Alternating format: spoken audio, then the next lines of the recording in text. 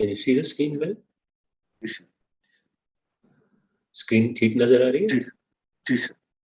तो निखिल, नमस्कार. May I request you to continue to help me to read for the time being? Yes sir. Thank नमस्ते। you. प्रणाम बनते, with your permission. बाह्य दारुचीर्य थेर बत्थु। The context here is the story of Bahia, which most of us know about. Several people were traveling in a boat and the boat broke in a severe storm. तो इस story में, इस कहानी में जो संदर्भ है वो बाहिया का है, जिसको हम अधिकांश लोग जानते ही हैं। बहुत सारे लोग एक नाव में यात्रा कर रहे थे और वो नाव एक बड़े तूफान में टूट जाती है। Everyone died except one person who caught hold of a wooden plank and reached the shore. सारे लोग उसमें मृत्यु हो जाती है, सारे लोगों की, सिवाय एक आदमी के, जिसके पास एक लकड़ी का टुकड़ा उसको पकड़ने के लिए मिल जाता है और वो किनारे पर पहुंच जाता है। People thought he was a yogi and offered him food and clothes. He thought it would be better not to accept clothes and wear a dress made from the tree bark to maintain his image as a renunciate. लोग समझते हैं कि वो कोई बहुत पहुंचा हुआ योगी है और उसको भोजन एवं वस्त्र ऑफर करते हैं। He thought it would, लेकिन जो व्यक्ति है वो सोचता है कि अच्छा होगा कि अगर वो कपड़े को स्वीकार ना करे और जो पेड़ों की छाल होती है उससे बने हुए उससे बनी हुई एक ड्रेस पहन ले और अपनी एक इमेज जो उसकी बन गई है एज ए त्यागी, रिनंशिएट, तो उसको वो मेंटेन करे। He started to imagine himself to be an arhat, और वो कल्पना करने लगता है खुद को, अपने आप को अरहंत मानने की। Once Mahabrahma saw him and asked him why he was pretending to be an arhat when he clearly was not. Mahabrahma जो है वो प्रकट होते हैं उसको देख के और उसको पूछते हैं कि वो ऐसा बहाना क्यों बना रहा है, why he is saying कि मैं अरहंत हूँ, जबकि वो खुद उसे पता है, जबकि वो अरहंत नहीं है। He advised him to go to Buddha and to understand his teaching. तो महाब्रह्मा उसको सलाह देते हैं कि आप भगवान बुद्ध के पास जाइए और उनकी धम्म को समझिए। Bahia, as he was known, met भगवान when he was on his alms round. तो वो व्यक्ति जो बाहिया के नाम से जाना जाता था, भगवान से मिलता है जब भगवान अपने भिक्षाटन के लिए जा रहे थे। भगवान asked him to come to Vihara. Bahia insisted he was not sure whether he would live until then or भगवान would live until then, etc. भगवान बुद्ध उसको कहते हैं कि आप बिहार में आइए, वहां पर मैं आपको धम्म देशना दूंगा। तो भैया लेकिन दबाव डाल के बोलता है, जोर दे के बोलता है कि उसको निश्चित नहीं पता कि वो जब तक बिहार में जाएगा तब तक जीवित रहेगा अथवा भगवान स्वयं जीवित रहेंगे। इस प्रकार से वो अपने तर्क देता है। भगवान then gave his teachings in brief. He became an arhat and as he was leaving to get ordained, a yakini in the guise of a cow struck him and killed him on the spot. भगवान तो जो उसकी ये बात सुनते हैं तो उसको अपनी देशना बहुत ही संक्षेप में देते हैं और उसको सुनकर वो अरहंत पद को प्राप्त कर लेता है। और जब वो ऑर्डेन होने के लिए, भिक्षु बनने की दीक्षा लेने के लिए तैयारी कर रहा होता है, जा रहा होता है, उसी समय एक यक्षिणी गाय के रूप में आती है और उसको टक्कर मारती है, जिससे कि वो वहीं पर तत्क्षण उसका मृत्यु हो जाता है। When asked how he became an arhat by listening to one sentence, भगवान spoke this verse. तो जब भगवान से पूछा जाता है कि बाहिया कैसे अरहंत बन गया एक आपकी देशना सुनकर, तब भगवान ने ये जो आगे आने वाला वर्ष है उसको बोला।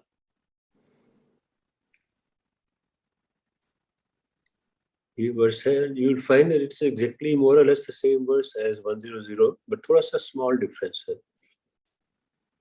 Okay.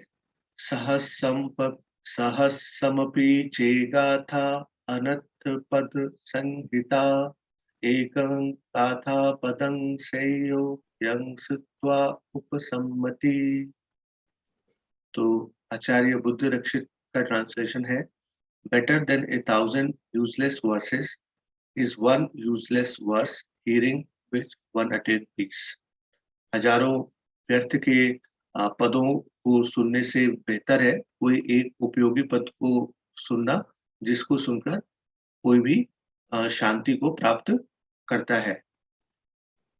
अजान मुनिंदो, single verse of truth which calms the mind is better to hear than 1,000 irrelevant verses. तो अजान मुनिंदो का कहना है कि सत्य का एक पद जो हमारे दिमाग को, हमारे मन को शांत कर दे, वो हजारों व्यर्थ के पदों को सुनने से बेहतर है। तो पिछले जो वर्ष था उसमें एक सिंगल वर्ड की बात हो रही थी, यहाँ एक सिंगल वर्स की बात हो रही है। Other than that, the two are exactly same in spirit and meaning. So here is some reflections on it. इसमें जो रिफ्लेक्शन सर ने लिखा है, there are several messages here for me. बहुत सारे संदेश हैं इधर मेरे लिए। One is that a sustained keen sense of Dhamma samveg is required to get full benefit of Dhamma inspiration. एक संदेश तो ये है कि एक लगातार उत्सुकता का भाव बना रहना धम्म संवेग के प्रति, ये बहुत आवश्यक है अगर हमें धम्मा की अपनी प्रेरणा को जगाना है। That means to be prepared well so that we can transcend from worldly to deathless whenever the opportunity knocks the door. तो इसका क्या तात्पर्य है, उस धम्म संवेग का तात्पर्य क्या है कि अपने आप को तैयार रखना इस संसार को ट्रांसेंड करने के लिए, इस संसार से परे जाकर डेथलेस निर्वाण की ओर जाने के लिए, जब भी ऐसा कोई भी मौका आ जाए। Any time we should be ready. We are well prepared by practice, even if imperfect in many details. If we are well prepared by practice, even if imperfect in many details, the right message received at the right time can suddenly through the door opens for us. If we are well prepared, अगर हम अभ्यास करेंगे और उसके through हम तैयार रहेंगे, हो सकता है कि हम बहुत सारे ऐसे आयाम हो जहां पर अभी हम पूरी तरह से परफेक्ट नहीं हुए हैं, तब भी अगर हम अभ्यास करते रहते हैं तो सही समय पर एक सही संदेश हमारे को मिल ही जाएगा, सही प्रेरणा मिल ही जाएगी। That can suddenly through the door opens for us, जो कि हमारे लिए आगे का मार्ग खोल देगी। Inspiration better helps a well prepared being. जो पहले से तैयार हैं उनके लिए वो प्रेरणा ज्यादा फायदेमंद और ज्यादा मददगार होती है। That provides a lot of hope, और ये हमारे लिए बहुत ही एक आशा की बात रहती है। The other message is the importance of marana sanyam in generating and sustaining this dhamma samvega, about which Bhagwan has exhorted us repeatedly in many suttas. जो एक तो पहला मैसेज था कि हम इस संसार से परे निर्वाण की ओर जाने के लिए कभी भी तैयार रहे। दूसरा मैसेज है वो है मरण सैया की महत्ता in generating and sustaining this dhamma samvega. इस धम्म संवेग को जगाए रखने का एक कुशल उपाय है कि हम मरण सैया को ध्यान में रखें, जिसके बारे में भगवान बुद्ध ने हमें बार बार समझाया है बहुत सारे सूत्रों में। The Pabbatupma Sutta on this aspect of the practice to King Prasenjit is excellent desna। जो पब्बतुपम सुत्त है इस मरण संज्ञा के रिगार्डिंग और इस पूरे जो मैं कंटेक्स्ट पढ़ रहा हूँ उसके रिगार्डिंग, एक अभ्यास के रिगार्डिंग बहुत ही अच्छी देशना है जो भगवान बुद्ध ने किंग प्रसेनजित को दिया था।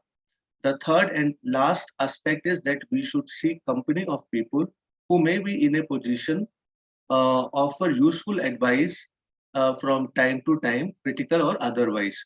और जो तीसरा और अंतिम आयाम है कि हमें ऐसे लोगों की संगति को हमेशा ढूंढना चाहिए जो इस पोजीशन में हो, जो हमें सही सलाह दे पाए समय समय पर, और जो बहुत ही इम्पोर्टेंट है, क्रिटिकल है, उसको दे पाए। तो ऐसे बुद्धिमान लोग और ऐसे कल्याण मित्रों की संगति में हमें रहना चाहिए। A wise Dhamma friend teacher is the best source for inspiration on the path. एक बुद्धिमान बुद्धिमान सहधर्मचारी या फिर कल्याण मित्र या एक बुद्धिमान अध्यापक सबसे अच्छा स्रोत होता है इस मार्ग पर आगे बढ़ने की प्रेरणा देने के लिए।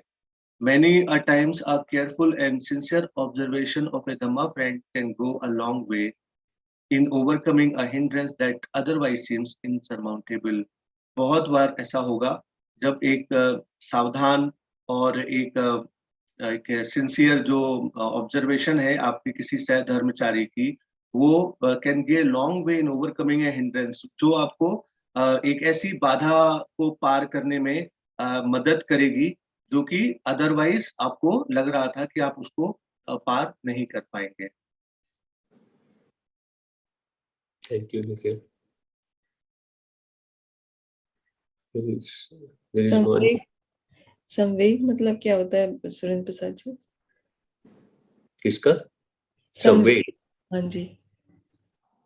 संवेग मतलब आपका ध्यान उधर केंद्रित हो, धर्म की तरफ केंद्रित रहे, उसको अपने मन में बनाए रखने की एक वो हो, एस्पिरेशन हो कि धर्म के प्रति जो आपकी रुचि है उसको कम नहीं होने दिया जाए, उसको बढ़ते रहने देना चाहिए। Basically, that's what I mean by. So it's a continuous process हो गया, या फिर it's a initialization, like initiate हो जाता है और फिर then it's your dhamma inclination towards dhamma starts. ऐसा I mean that's what I used to understand. संवेग ठीक है वो, that is perfectly fine, but जैसे जैसे आप उसकी प्रैक्टिस करते हैं और ये सब मरण संज्ञा वगैरह की प्रैक्टिस करते हैं तो आपकी कीननेस और रुचि बढ़ती जाती है कि भाई ये तो बहुत अच्छी चीज है और उसको बनाए रखें। That's what I understand. If somebody understands it better and differently, please. Vishal says spiritual urgency. Spiritual urgency is a very good translation. Excellent translation.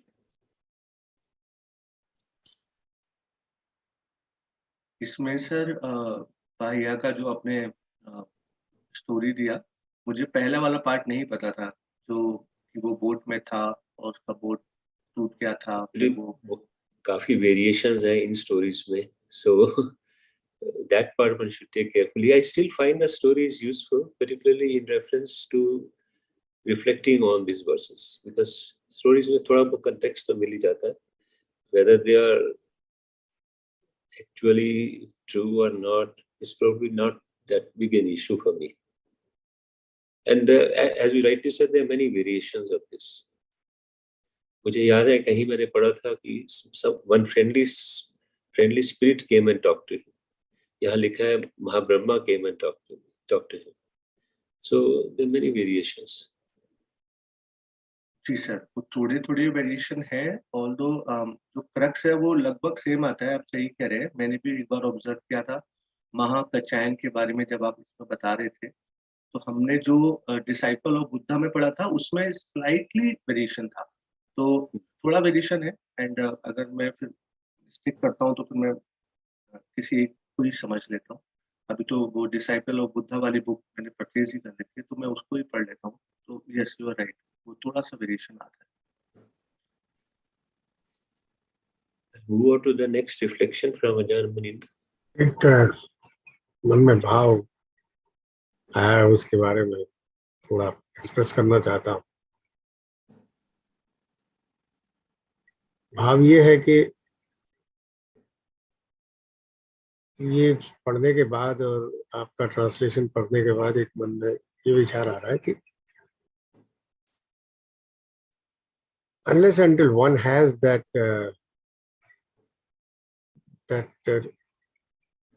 which could be because of the previous janmas, and one has attained that stage where one is able to एक सुत पढ़ने से ही जिसको अरहंत बन जाए या उसको सुनने से अरहंत बन जाए, तो इसके लिए तो one has to be at that particular level. It's not possible unless until for people like us, we have to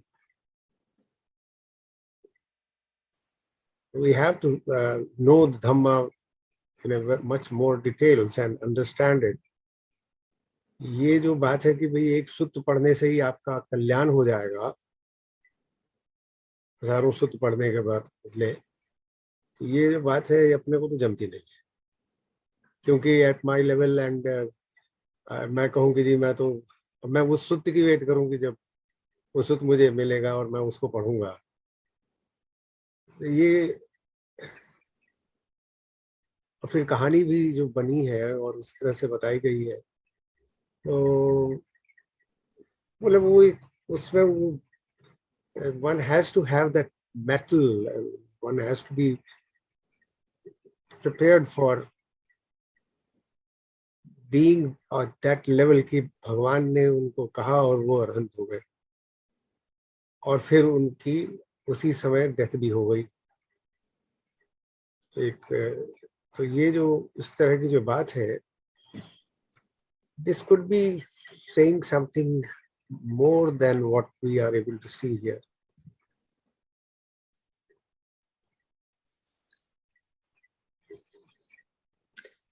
This is very confusing for me.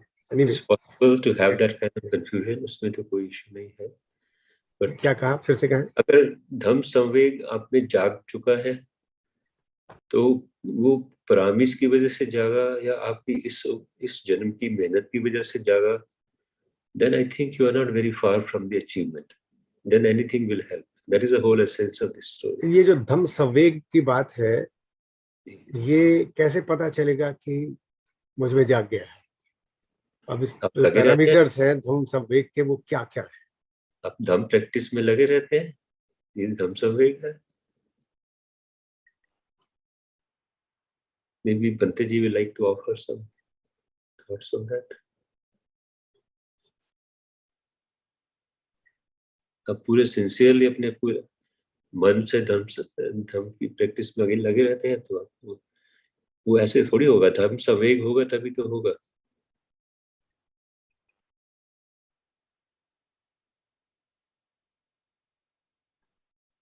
चलिए थोड़ा आगे बढ़ते हैं। संवेग जो है वो तभी जगेगा ना जब इंसान उसमें लगा रहेगा और उसने उन सभी टीचिंग्स को अच्छी तरह से पढ़ा, जो भी टीचिंग्स हैं, जितने भी सूत्र हैं, जो भी बताया जा रहा है, उसको अच्छी तरह से उनको समझ करके, उसको अपनी लाइफ में उतार करके और फिर उसको प्रैक्टिस करके। और इधर हम कह रहे हैं कि कई बार ये इसकी चर्चा हुई है कि one life is not enough for us to reach the stage where Buddha had reached.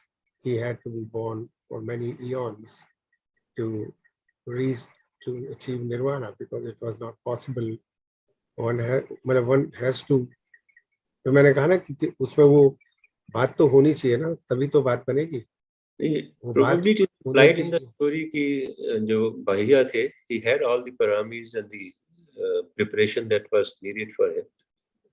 So it is probably implied, and I think कहीं-कहीं तो शायद mention भी है उसका, although explicitly मैंने देखा नहीं कहीं। मैं तो ये कह रहा हूँ कि अगर भगवान खुद कह रहे हैं कि एक सूत्र सुनो, सारा कुछ पढ़ने की जरूरत नहीं है, उस एक सूत्र से ही आपका काम हो जाए। वो सूत्र कौन सा होगा और वो कैसे उसको किसकी समझ होगी कि वो सूत्र एक सूत्र से उसका काम हो जाए। राजेंद्र जी, मैंने यही सब कभी किया है इस रिफ्लेक्शन में, but maybe I have not done it clearly enough. It's possible ये जो बातें आप कर रहे हैं उसी की ही मैंने थोड़ी सी रिफ्लेक्शन की, उसी बात की।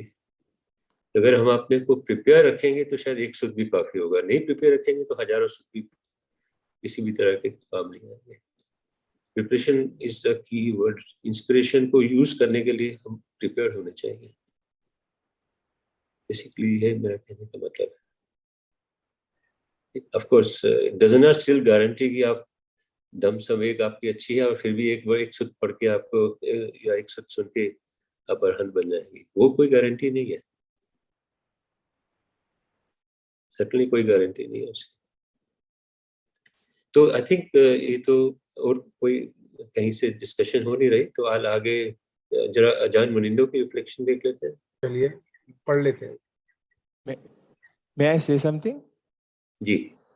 Yeah, so I just thought that interpreting this as an advice that it's not good to read 1,000 verses or something like that, and rather, have one. I think that's not how I am perceiving it as. I think that's now not how it's probably meant to be interpreted, according to me. It's more about like all the things that were discussed, and it's a cyclical thing. Of course, you need a certain amount of understanding, but I think how it reached to me is that what's that one or two key things that I need to work on at my level, because at every level, with whatever understanding you have, rather than postponing and thinking like, okay, someday after all the reading, one thing is going to help me get liberated. It's what's that one thing right now, or the key things right now that needs to be implemented. So for Bhaiya, at his level, it was that one thing that liberated him.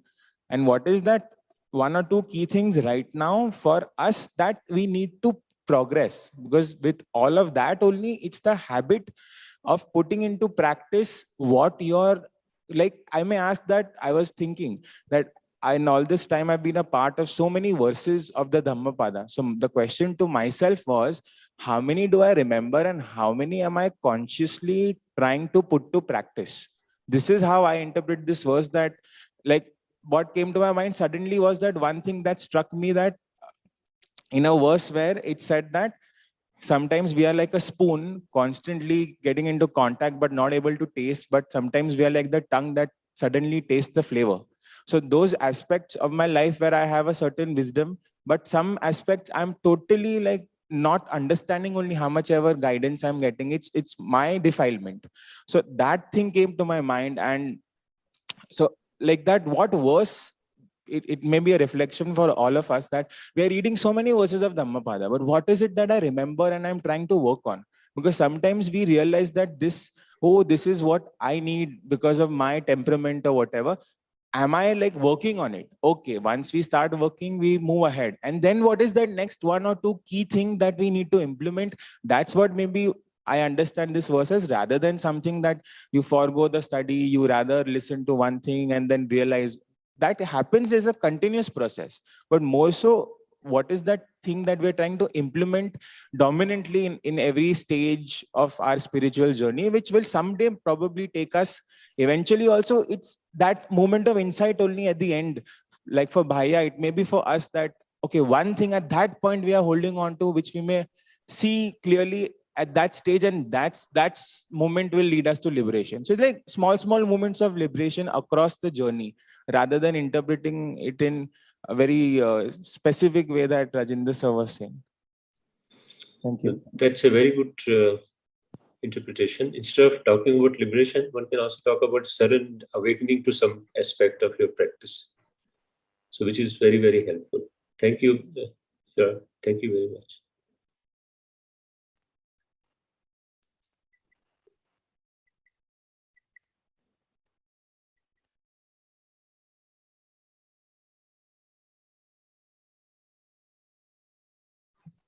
Okay. Ajahn Munindo says, Nikhil, if you can kindly take over. Ajahn Munindo ने लिखा है, it said that quality counts for more than quantity.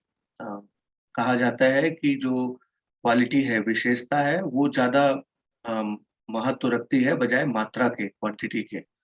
If we apply this principle to our effort in practice, we won't worry about how long we have been sitting, how many texts we have studied, or how many Dhamma talk we have listened to.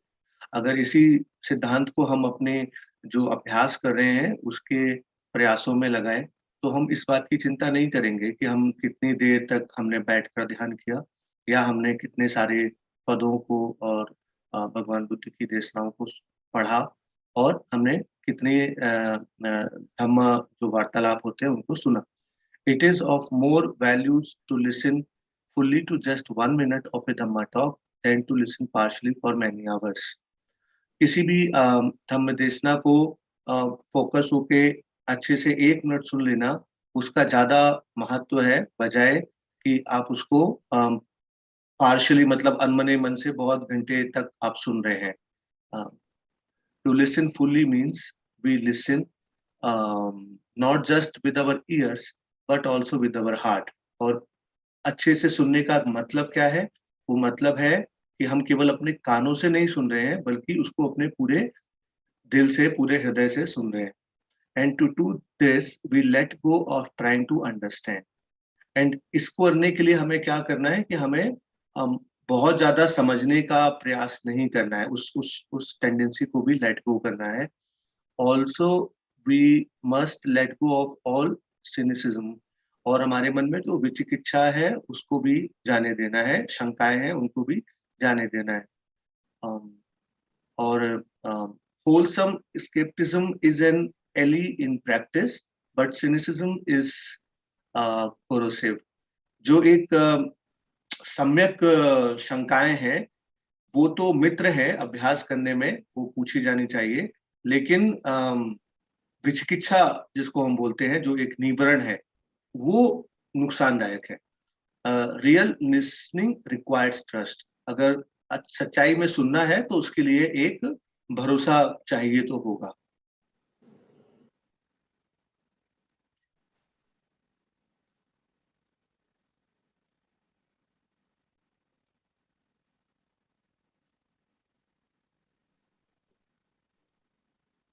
तो ये था आचार्य मुनिंदु का reflection. अगर इसमें या पुराने में कुछ प्रश्न है तो पूछ लीजिए। और बंटी जी आप अगर इसमें फर्दर कुछ प्रकाश डालना चाहें। आई थिंक बहुत ऑब्वियस है ना। अगर हम मेरा सुझाव है कि आज जब हम चुप हो जाएंगे ना तब हम ये जो पैराग्राफ है इसको सामने रखें। इसमें ऑलरेडी इतनी चीजें हैं, इतना मीनिंग है कि अगर हम इसमें से कुछ भी पढ़कर और अपना खुद का जो आदत है, बिहेवियर है, उसको एनालाइज करें, दैट्स रियली वेरी हेल्पफुल। क्या मैं सुनता ही हूं या उसको धारण भी करता हूं? फॉर एग्जाम्पल है ना, एक मैसेज ये है, क्या मेरे मन में शंका चलती रहती है, ये कैसे हो सकता है, वो क्यों कहा, ये गलत है, ये सही है, ये कहानी ऐसी है, उन्होंने ये कैसे कह दिया, है ना। ये वो इसका इन्होंने अंग्रेजी यूज किया है सिनिसिज्म। यही चर्चा कुछ दिन पहले आई थी बिटवीन कि किस तरीके से स्केप्टिसिज्म मतलब एक प्रश्न करने का जो हमारा भाव है और डाउट वो नियर एनिमीज हैं। तो ये हम देख सकते हैं कि भाई मैं कहाँ कब सिनिसिज्म में लुढ़क जाता हूँ। स्केप्टिसिज्म से शुरू करके वो सिनिसिज्म बन जाता है। क्या ऐसा होता है? तो अब हमें अपने आप को एग्जामिन करना है ना अब कि इनमें से मुझे क्या क्या लागू हो रहा है। फिर रियल लिसनिंग रिक्वायर्स ट्रस्ट। इसका क्या मतलब है? जब मैं सुनना शुरू करता हूं तो मैं इस भाव से शुरू करता हूं कि ऐसा तो नहीं हो सकता, या मैं इस भाव से शुरू करता हूं अच्छा क्या संभव है, हो सकता है ना। तो कहां से हम शुरू कर रहे हैं, और वो इस बात पे निर्भर है कि मेरी अपनी प्रवृत्ति क्या है। फॉर एग्जाम्पल व्यक्तिगत रूप से जैसे मैंने आप लोगों से कई बार शेयर किया कि मेरी प्रवृत्ति ऐसी है कि ये गलत है, वो ऐसा है, ऐसा है। It starts from there. मतलब मुझे बहुत ध्यान रखना पड़ता है जब मैं कुछ पढ़ता हूं या सुनता हूं कि उस इंफॉर्मेशन के सिलसिले में मेरा मन जो इनिशियल एनालिसिस मुझे देता है वो इनवेरिएबली नेगेटिव होता है, एवर्सिव होता है, डाउट वाला होता है। So I have to be careful and not believe it straight away. मैं अपनी बात कर रहा हूँ। इसी तरीके से कोई व्यक्ति हो सकता है जो क्रेडुलस है, हाँ अरे सुत में लिखा है, अरे अरे अरे हो गया, ये भी हो सकता है। तो मेरा सुझाव है हम व्यक्तिगत is we examine ourselves in light of these lines. That's my suggestion basically.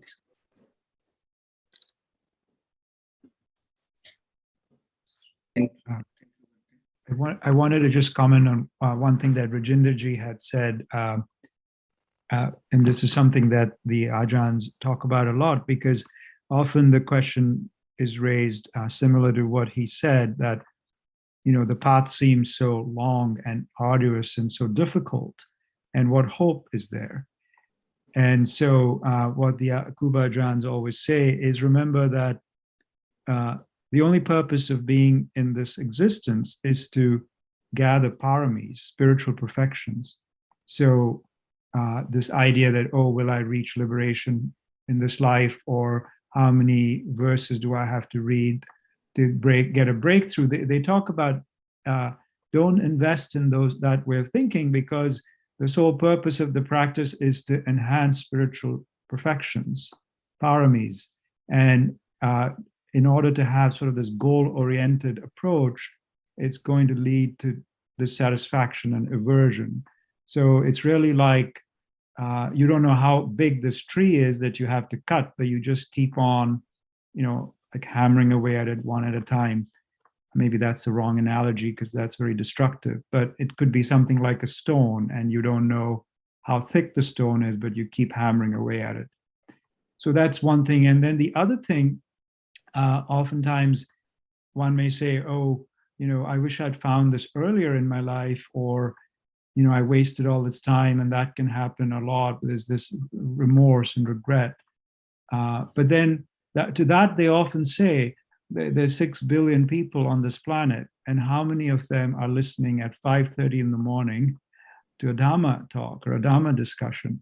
So that, they say, already shows that you as in all the folks who listen to this or are engaged in this have spiritual perfections beyond what you already imagine that you do, because the likelihood that you would come across these teachings and engage with them in the sincere way shows a level of purification already.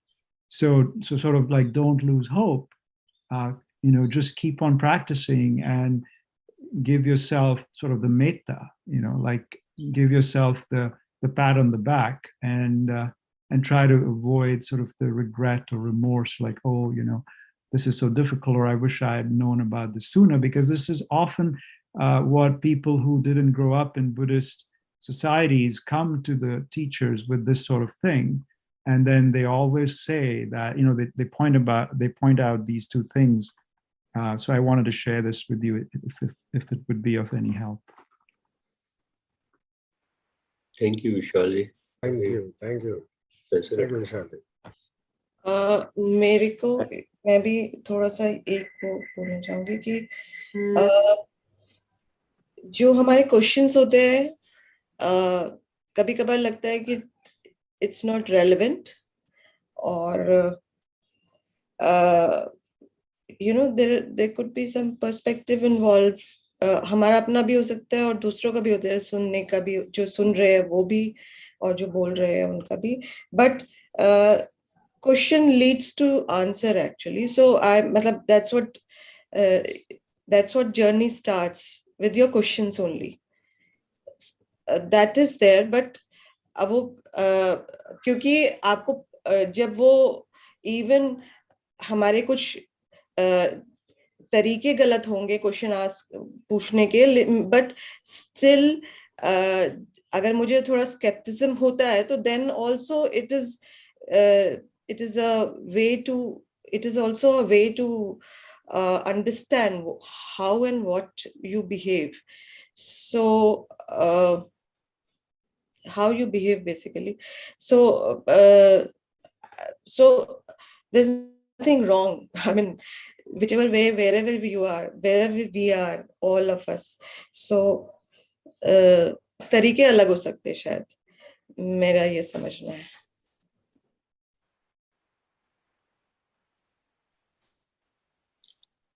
Good, thank you. Can we? Yeah. Over to you, Poonam जी. मैं जरा screen unshare कर लेता हूँ. नहीं, sorry, screen तो नहीं, share there is हाँ जी. Screen